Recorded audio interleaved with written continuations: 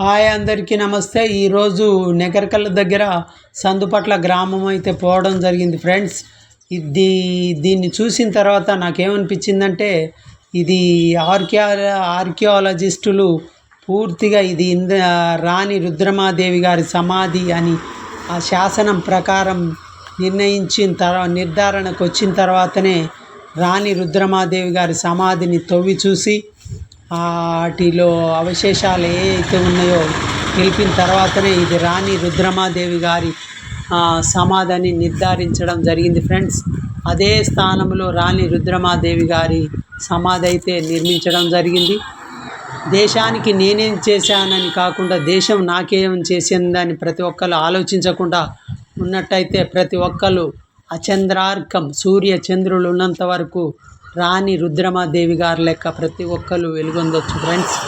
ఈ వీడియో నచ్చినట్లయితే లైక్ చేయండి, షేర్ చేయండి. Thank you friends.